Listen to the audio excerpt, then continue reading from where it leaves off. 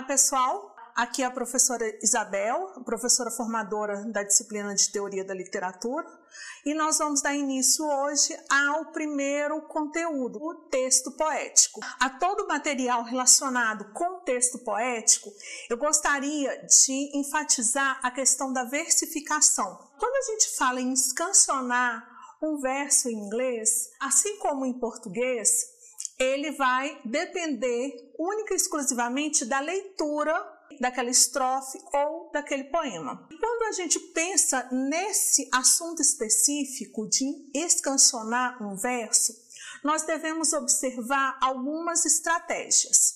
A primeira é a marcação das sílabas tônicas. As sílabas tônicas, elas serão ou em substantivos, ou em verbos de ação, adjetivos e advérbios. E elas vão ser marcadas por esse símbolo, como se fosse o sinal de agudo. No caso das sílabas átonas, vocês vão fazer a marcação com esse, como se fosse um uzinho em cima daquela sílaba. Depois que nós fazemos a distinção das sílabas em tônicas e átonas, o próximo passo é como nós vamos agrupar essas sílabas para que nós determinemos a métrica de cada verso. Esse agrupamento, ele vai se dar por padrões semelhantes, porque a partir dessa marcação, nós temos como delinear os grupos semelhantes de padrão. E essa marcação, essa divisão dos padrões, nós vamos fazer através da barra. Então, a barra vai separar cada um desses grupos silábicos.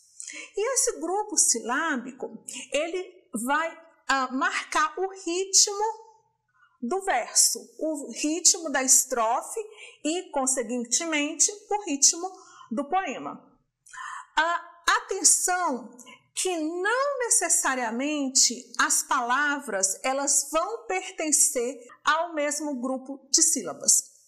Pode ser que o início da palavra pertença a um grupo e o final dela a outro. A partir do momento que nós fizemos essa divisão, esse agrupamento, nós devemos determinar a métrica de cada um desses versos. Se nós tivermos 4 pares semelhantes, nós teremos um tetrassílabos. Se forem 5, um pentassílabos. Se forem 3, um trissílabo. Existe na língua inglesa o que nós chamamos de padrão iâmbico. E o que significa esse padrão iâmbico? É quando você faz a divisão tomando sempre como ponto de partida uma sílaba átona e logo depois uma sílaba tônica. Quando você tem essa junção dessas duas sílabas, você vai dizer que esse padrão é um padrão iâmbico. Vamos agora a um exemplo de como nós fazemos essa divisão silábica num verso da língua inglesa. Under the spreading chestnut tree, the village smithy stands. The smith, a mighty man is he, with arms like iron bands. O que eu havia falado para vocês? Que a gente normalmente faz a marcação das sílabas tônicas e depois das sílabas átonas. Então, se vocês observarem, under, tônica, tônica, átona. The, spreading, pre seria a tônica, din seria a átona. Chestnut, tree, só tônica. The village, the, átona, village, tônica, átona. Smithy, o mi, tônica, the, átona. Stands, tônica. The smith, tônica, átona, tônica. A mighty, mighty, tônica, átona. Man, tônica. Is, he. Is, átona, he, tônica. With arms like iron bands. With, átona, arms, tônica, like, átona, iron, tônica, átona, bands, tônica. Então, aqui eu tenho a marcação das sílabas. Agora, vamos observar a que padrão nós vamos agrupá-las. Se nós observarmos ali no primeiro verso da estrofe, nós vamos observar que nós temos uma tônica, uma átona, depois uma átona, uma tônica, depois uma átona, uma tônica, uma átona, uma tônica. Então, notem que aqui nós temos under, vai ser uma divisão, the spread, nós dividimos a palavra no meio, e spread fica na primeira sílaba e o ing fica na segunda, porque o ing é uma átona que vai juntar com a tônica do chest, que vai dar a sequência de padrão com a segunda sílaba e a terceira.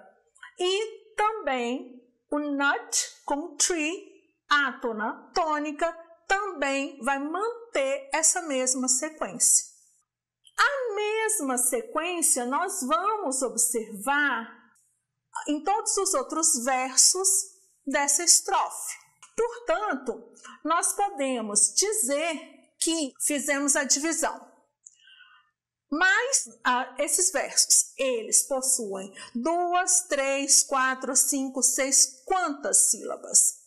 Se nós observarmos, o primeiro e o terceiro versos possuem 4 sílabas. O segundo e o terceiro, 3. Tendo essa configuração, nós podemos dizer que nós temos um quarteto, porque são 4 versos, que alternam entre versos iâmbicos tetrassílabos e trissílabos. Um outro ponto que eu gostaria de destacar em relação ao estudo do texto poético são as figuras de linguagem. São palavras que, dentro do contexto literário, elas vão adquirir um sentido diferente do sentido literal que nós normalmente a utilizamos. E esse recurso, ele é usado basicamente para acrescentar beleza, intensidade e impressão do autor. A símile. A símile é uma comparação entre duas coisas que pertencem a classes distintas. E uma das características da símile é a presença de palavras como like, as ou than. Essas palavras, elas de uma certa forma nos levam a perceber o que está escrito posteriormente a elas como sendo uma símile. Exemplo: she is like the rose. She é uma pessoa, rose é um vegetal. Então, nós normalmente não comparamos uma pessoa com um vegetal, a não ser que nós queremos dar uma imagem, uma beleza, uma intensidade para a pessoa, que é o caso do que o autor desse verso utiliza. Ela é como uma rosa. Então, se você imagina a rosa, tem a delicadeza da rosa, tem a beleza da rosa, pode ter o frescor da rosa. Então, você pode imaginar essa pessoa como rosa, não como o vegetal, mas sim como todas as ideias associadas a esse vegetal, a rosa. A próxima figura de linguagem é a metáfora. A metáfora, no caso, ela é uma palavra ou frase que literalmente denota um objeto ou ideia relacionada a outro.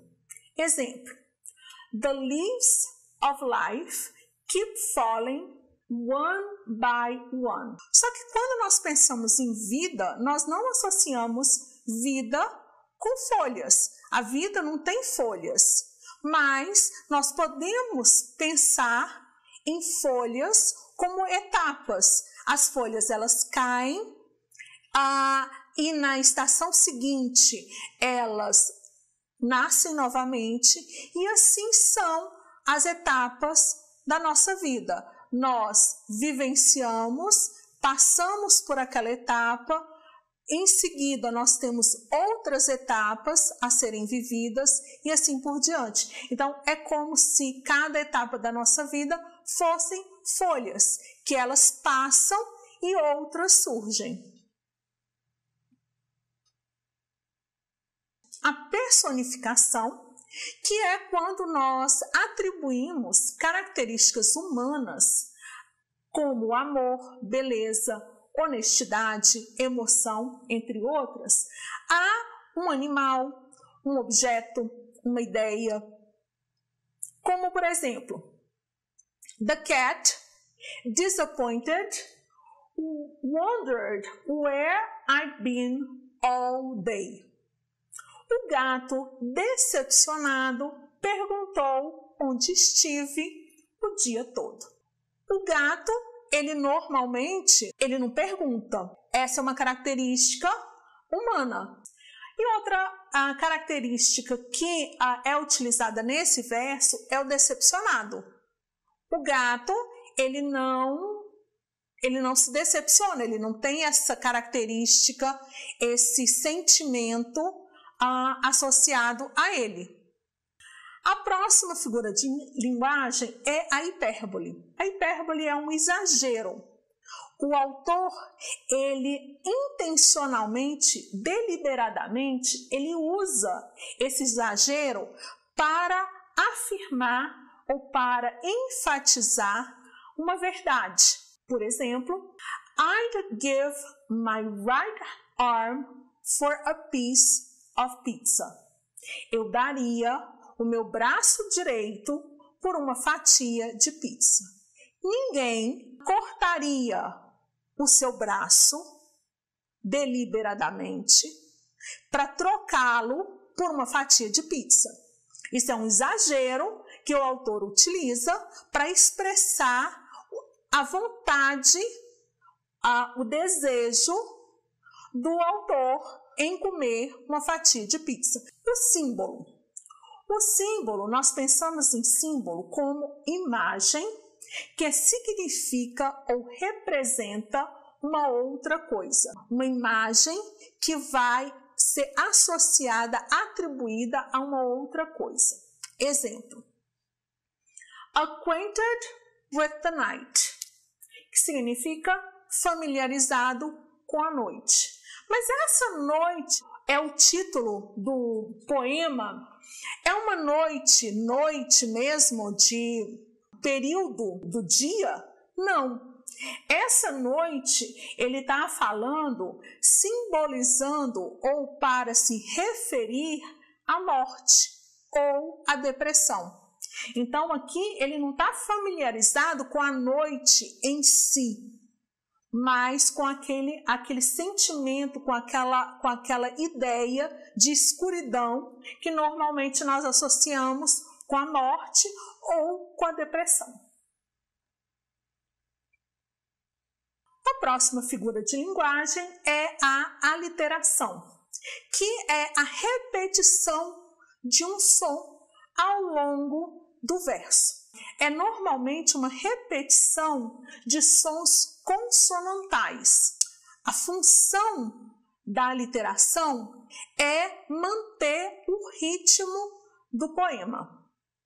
Por exemplo, I bear light, shade for the leaves, when laid. Crio a sombra da luz para as folhas quando assentadas. Se a gente traduz, você perde o som do L. I bear light shades for the leaves when laid.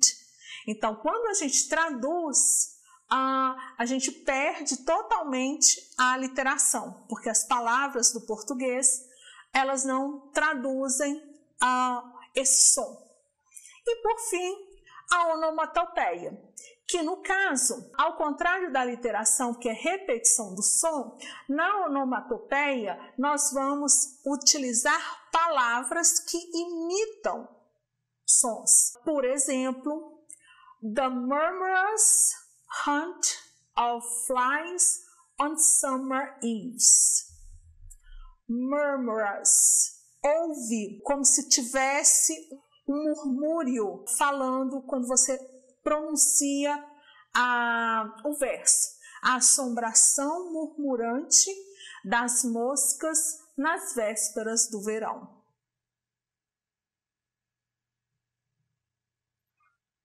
Bom, com isso, eu finalizo o que eu gostaria de destacar para vocês nesse módulo do texto poético da disciplina de Teoria da Literatura. Obrigada e até a próxima!